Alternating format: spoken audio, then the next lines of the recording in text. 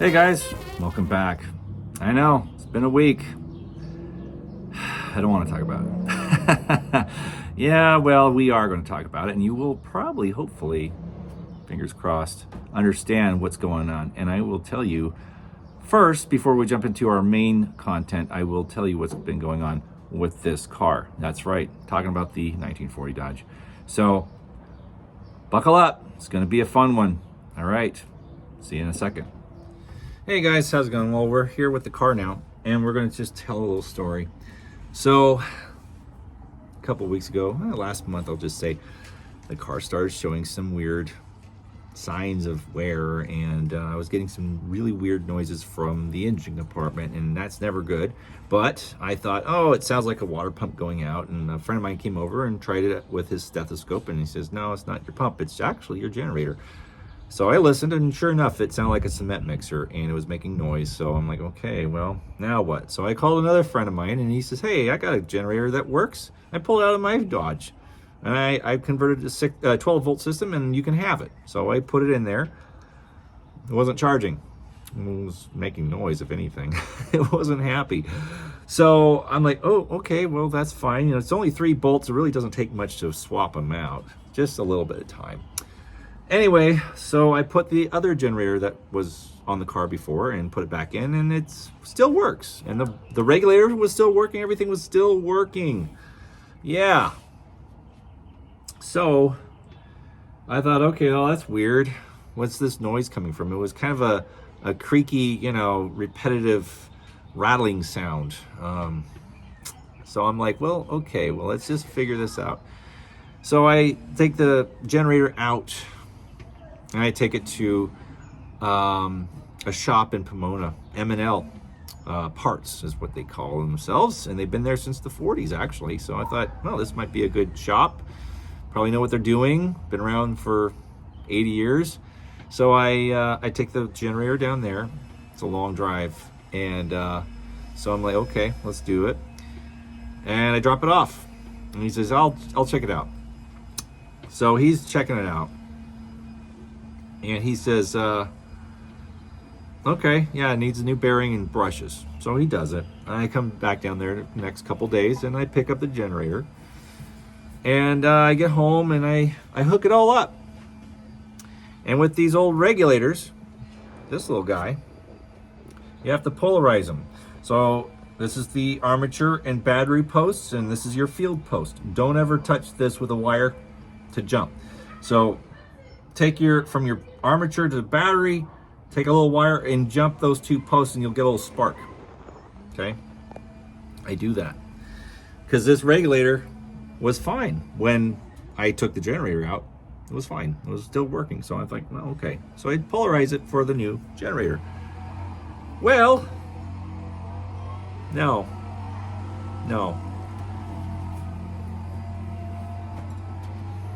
Everybody wants to use leaf blowers as soon as I make a video. Why? It was nice and cool this morning. Now it's warm outside. Why do you do it? What are you doing? Sorry, I'm a little cranky. Anyways, so I'm just trying to tell a story. Damn it. Anyways, so the regulator should be fine. In theory, it should be fine. But I ran a little test on the generator. I unhooked it from the belt, and I did a little jump from the field to a ground, and then negative cable off the battery to the back of the generator. It should make your generator motor. It wasn't doing that. It wasn't turning, not doing anything. I'm like, well, okay, well, something's wrong. The generator must be bad again, or it wasn't repaired correctly. So I take it down there again the next week, and I drop it off and tell him what's going on and what's not going on, and he's like, oh, I'll take a look. So he takes a look at it, and then I get a call, and he's like, okay, well, it's done, it's charging great, I'll show it to you. I'm like, okay. So I go down there, but I also take a regulator. I take a regulator off the car, and I take it down there with the generator, so he can test the regulator, see if it's working or not, and I know what to do next. So I show it to him. He's like, oh, I can't test that. I can't test that. Okay, that's fine. I'll figure it out. So I got the generator in my hand. I'm walking out the door, and then the other hand is my regulator.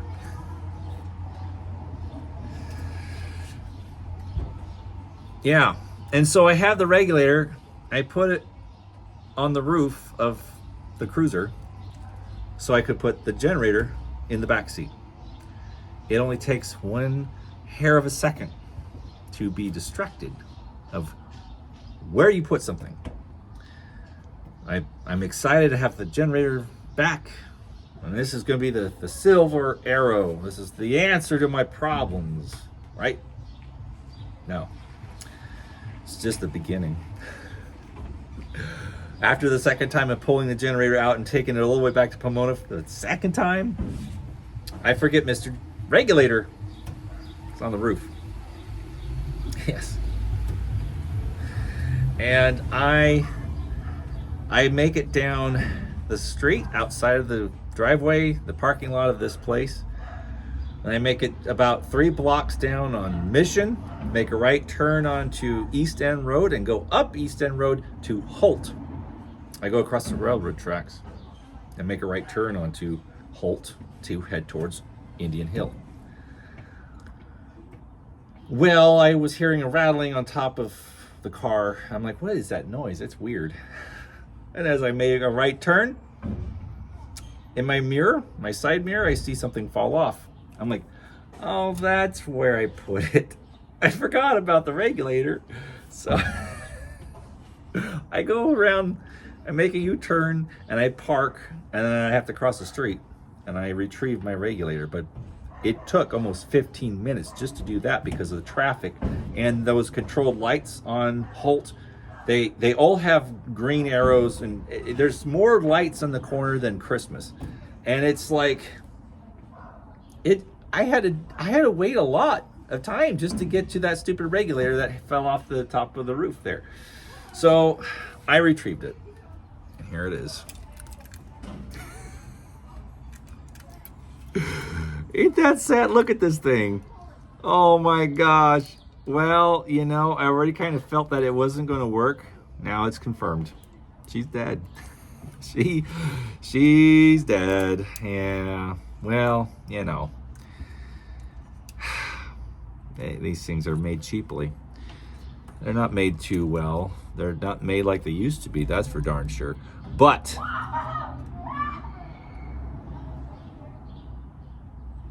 summer. Anyway, this is what happened to my regulator that I thought possibly was good. And since it wasn't working when I put the generator back in the first time, it was already telling me it was done and wasn't going to work anymore. So this is not a big loss. I had some backup regulators in my garage. So, and receipts. Always keep your receipts to everything.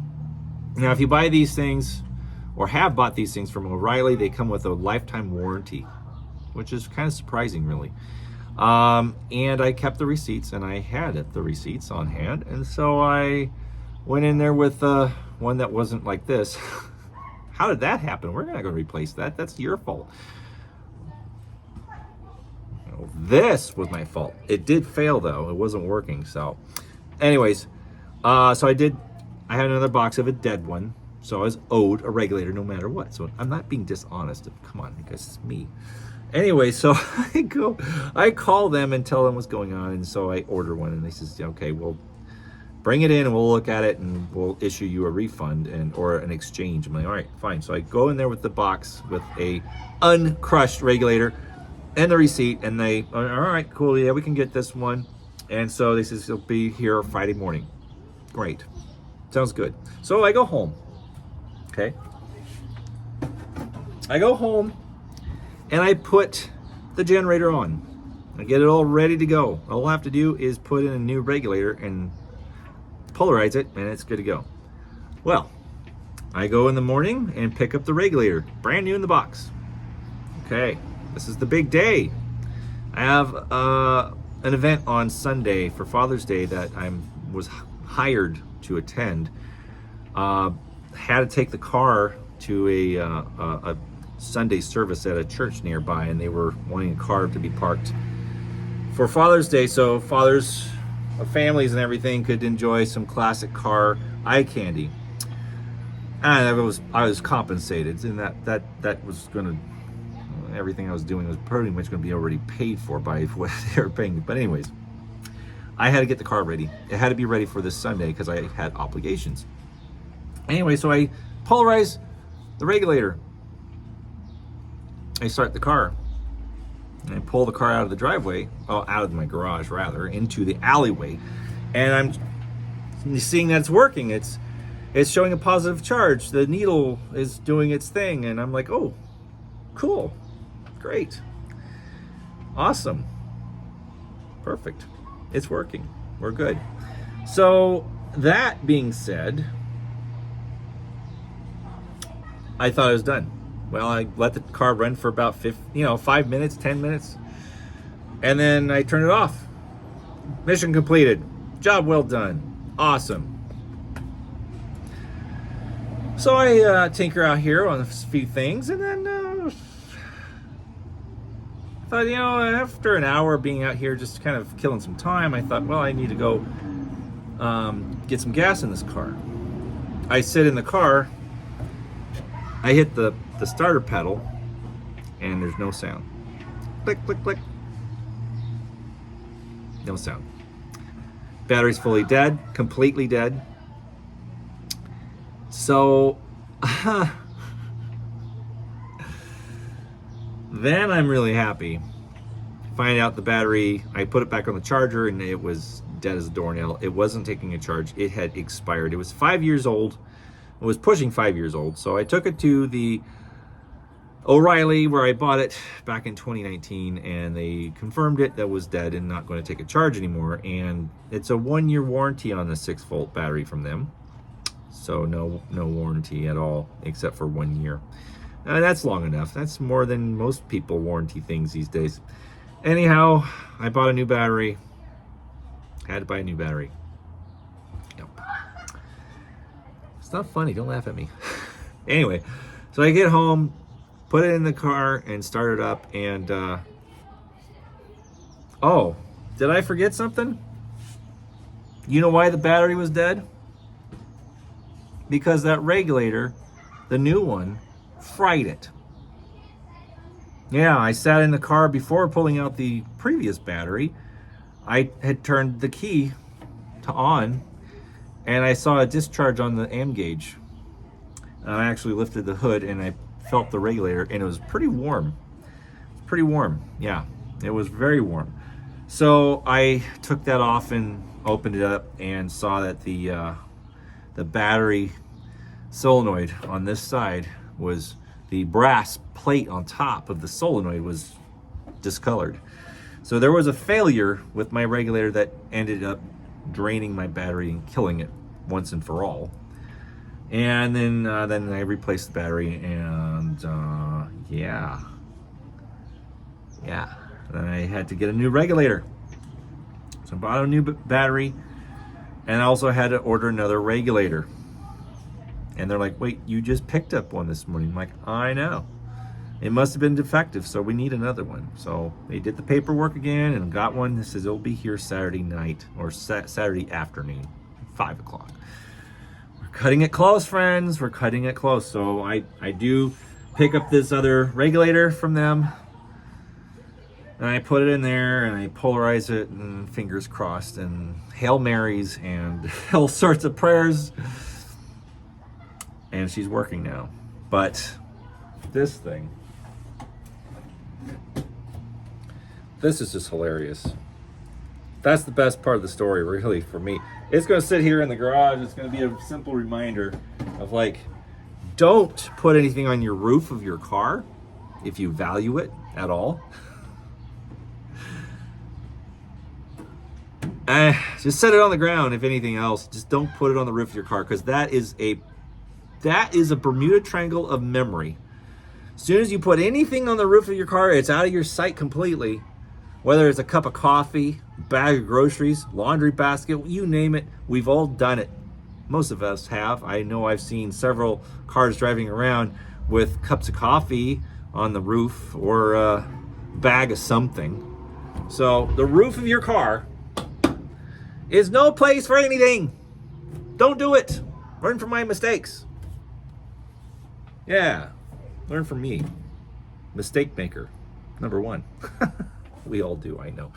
I'm just being silly. But that's the story of the 6-volt challenges I've had this late last month into this month. And now we're in the middle of June already. We're rapidly coming to the end of a month that just started. My neighbors, they're having fun. It's a beautiful day on their trampoline. Anyways, so now we'll share something else. That'll be a lot more fun, I think, than this crap. You know, everyone's like, why didn't you convert to 12 volt, Rob? Well, it's better. 12 volts better. Why are you dealing with this 6 volt shit? Why? Why am I dealing with 6 volt? Listen here, friends. Let me tell you something about 6 volt. It's a fine system. However, yes, some of the newly made or currently made parts can be failures. They can be faulty. They can be problematic. I'm looking for a new old stock regulator for this car from the 40s. That's what I'm looking for. And I think I have a line on one, and I will put it in this car and it will work a lot better, I'm sure. However, the only reason why cars were converted to from 6 volt to 12 volt was because of accessories. In this pre-war era, you were lucky to have a radio and a cigarette lighter. You didn't need much. You had headlights, a dome light, instruments on the, instrument lights on the gauges. But essentially, when you're driving it in the day, you're just draining the battery from, spark plugs. Just running the car, just little sparks. That's it. But when, if you hit the brakes, the taillights come on and, all that stuff, but it's very minimal. And if you do have a radio and you're running it, it's not nearly as much of a draw as the headlights are. No, it's really not. So you didn't need anything. You had no air conditioning. You didn't have power windows. You didn't have power steering. You had that by the 50s. And that's when cars went from 6 volt to 12 volt. That's when they converted. It's true. They had air conditioning, climate control of different sorts and different means, some pretty practical and simple, or some more sophisticated. Power steering, power brakes, heating, radios, all that jazz. They had it. And by the mid to late 50s. So that's when cars started being converted to 12 volts, and then you needed that extra voltage. And even some had power windows. Cadillac, Chrysler, Royals, all that. Power windows, power brakes, power steering, all that stuff. It came out in the late 50s. It really did. So you needed that extra boost. You had to have 12 volt system. But prior to the war, and soon after the war, you had 6 volts still. And it was fine for what you had. You didn't need much more. And with a good ground, you're good. You're fine. You don't need it. You need good heavy gauge wires and a good solid ground. You have a fine system. And wires are definitely the magic. You have to have fresh wires. For anybody that are getting an old car and you think, oh, it has all the original wiring, don't keep it. I don't care how good of condition your wires are in, replace them. You can get reproduction harnesses that look factory, just the same ones from Rhode Island Wiring, for a fair price. They're not going to be cheap, but it's a good kit. You can get brand new wiring and everything for your classic car through them, made to order. Nothing's been sitting on the shelf. They make it all to order. So you place an order, take about a month, and they will send you your new harness, and you will have fresh copper wiring for your antique car. And you will never regret it ever. You won't. I've never regretted wiring this car. I strongly encourage it, and you will have a lot less demons and gremlins in your electrical system if you do. So All right, friends, give me a second and we'll get to the bench and share a lantern. So hang tight. We're doing a double feature this week because I didn't do one last week. Okay, see you soon. Hey guys, all right, we're back here at the old bench in the time cave, burning a CT Ham No.2 cold blast, big old monster. I like this thing. It's a beautiful piece. Has the cold blast matchless globe and all that. Yeah, it's real handsome. Fair warning, noise pollution is abounding today. You probably noticed it in the background of my intro, but we can't do anything about it. It's a beautiful day and my neighbors are out playing. So yes, bear with me. Bear with me, friends, bear with me. Anyways, acquired this lantern through a good friend. I won't mention their names, but anyways, it's a very special piece. And this is really great. This is kind of rare. This is a CT Ham DasH lantern. See? That's right. This is a DasH lantern. But what's special about it? Well, several things. I will show you. Ha ha ha. Look at that. Look at all that Japanning, friends. Look at that luscious, gorgeous blue Japanning. That is a lot. And look at underneath. That's pretty cool, right? Yeah, this is a survivor, man. This is a real survivor. Yeah, this is very special. The globe. The globe's great too. Now, what's the deal with the globe? I'll show you. It says ham. See? But it also has patent dates. Yep, first patent is July 4, 1882. And the last one is November 1st of 1887. See that? Kind of hard to see, hard to make out. But it also has this guy. This is a bullseye lens to focus light forward. That's right. It projects light forward in a focused manner. That's right. And so this, some probably are thinking, well, that's not the original globe. It's too early. It's from the 1880s, isn't it? Well, just because something's patented in the 80s doesn't mean it is from the 80s. That's when the patent was taken out. It's for the bullseye lens. That's right. And this is made by CT Ham. And CT Ham was originally connected with SG&L, Steam Gauge and Lantern Company. However, he left the company when he was president for a while, and then he left the company to make his own lanterns, which he created CT Ham, and that was it. But this globe, you're saying it's a hot blast. It's a No.0 style. You need a cold blast globe in that. Probably a good idea. But with the dirt that was on this thing, and this thing still in it, this was without a doubt the original globe that came in this frame.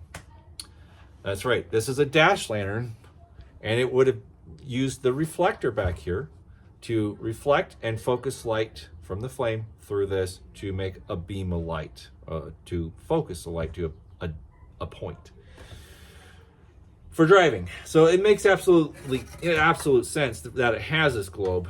But here's the thing. In all the catalogs,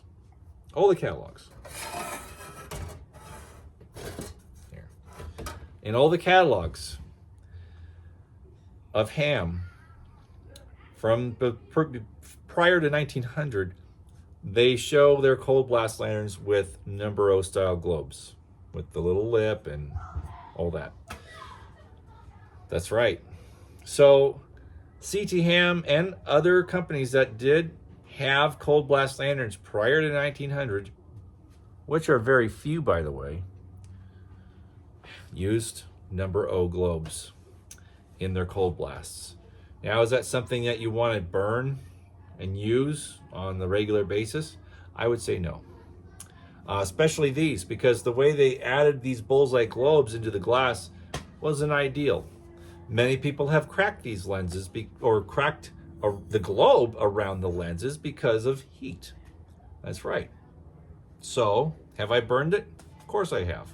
Of course I've burned it. What are you talking about? What do you mean? Yeah, I burned it. So what? The way I burned it, though, is the difference. I burned it very low.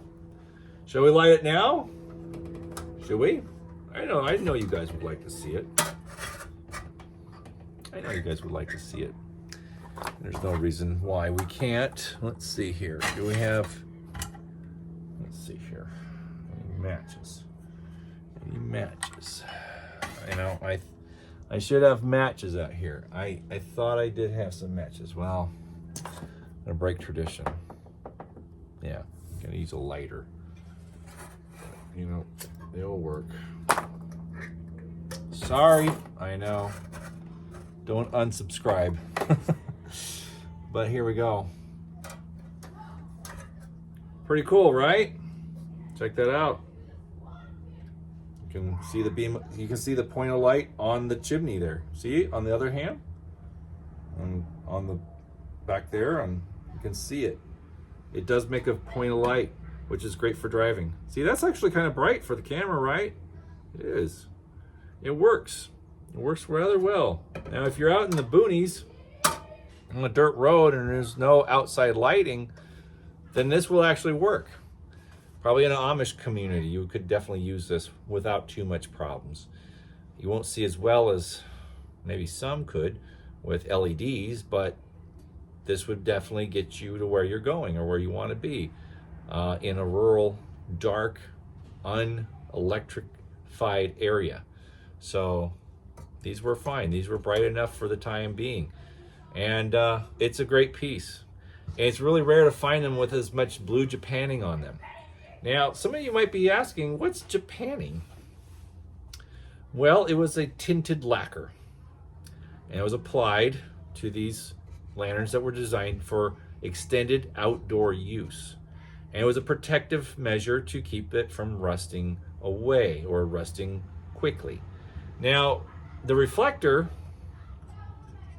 itself was tinned, and since then it's dulled and it's no longer very bright or reflective, but it still does a job. Still metal. But you know, it's funny, some of us, we find these old DasH lanterns, you know, and somebody has painted them. Many have been painted over the years, and they paint the reflector. Yeah, they choose red or black or some other color that they like, but they paint the entire lantern, and the reflector gets painted too. So yeah, naturally, if they're not being used on wagons anymore, they don't really have that function. Collectors just put them on a shelf and say, oh, that's a wagon lantern that was used for driving at night with a horse team, you know. But don't paint the reflectors. Don't do that. Polish them, make them brighter if you want to, but just don't paint them. In fact, there's some guys that are getting really good and very handy at re-Japanning these that are starting to look pretty authentic. I would not re-Japan this because it still has a lot of original Japanning. So from the antique aspect, you don't want to do that. You want to let it be an antique, because if I've learned anything from watching Antique Roadshow, you don't mess with original finishes at all. You just don't. And since it is an antique and it's from a bygone time, it doesn't have to look like something brand new from a hardware store. It doesn't. You really don't need that. I mean, it's nice to see something that looks new and it can be appreciated, I'm sure. But if it's it's not rusty and it's got a nice old blue Japanning left on it, just let it be. You can find plenty of these that don't have that. They're very rare to find in any kind of original state, and this is definitely one of the most original DasH lanterns I've ever found or had the pleasure of owning. So with that being said, enjoy them and also respect them. You don't always have to go hardcore cleaning on these things if they're not really rusty or in jeopardy of being lost, you can enjoy them as it is. Now, if you're in a overly moist or humid environment, you don't have climate control or air conditioning, well, maybe some wax or some boiled linseed oil might be a good option, but don't paint them. Just be a little more respectful and do your diligence and keep them happy. But yeah, just try not to paint them if they're original like this. That's all I'm asking.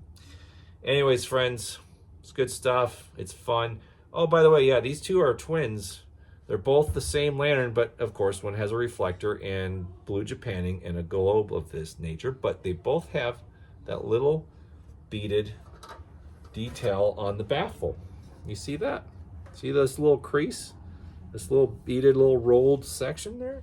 Same thing as this one. So they're both from about 1898, 99, prior to 1900. So if you find CT ham lanterns, or most cold blast lanterns before 1900. These are actually, well, a hot blast style No. globe is definitely more appropriate prior to 1900 for these big No.2s. Now, of course, you don't want to burn them very high because you'll run the risk of cracking your globe. And I've done that with a hot blast globe and a cold blast lantern before. So if you want to burn them for ambient light, kick them down here. Nice and low, nice mellow light for late at night. Or, of course, you can put in a generic unmarked globe in there and go to town and light up the room if you want. But anyway, enjoy them. That's the whole point, is enjoying the history that we've procured and preserved, because this is preserved. It is. It's completely in a state of preservation. And since I'm in California, very little things rust out here unless they're left outside for several years. So, with that being said, hope you guys enjoyed this video. I enjoyed making them. I'm sorry I didn't get one out last week. Like I said, I was running low on time and I was dealing with the DasH and spending a lot of time in traffic going to Pomona and back. So, that's what it is. All right, friends. Thanks again for tuning in. Thanks again for supporting the channel. And we'll be at you in the next week with some more content. So stay tuned and be well, and we'll see you next week.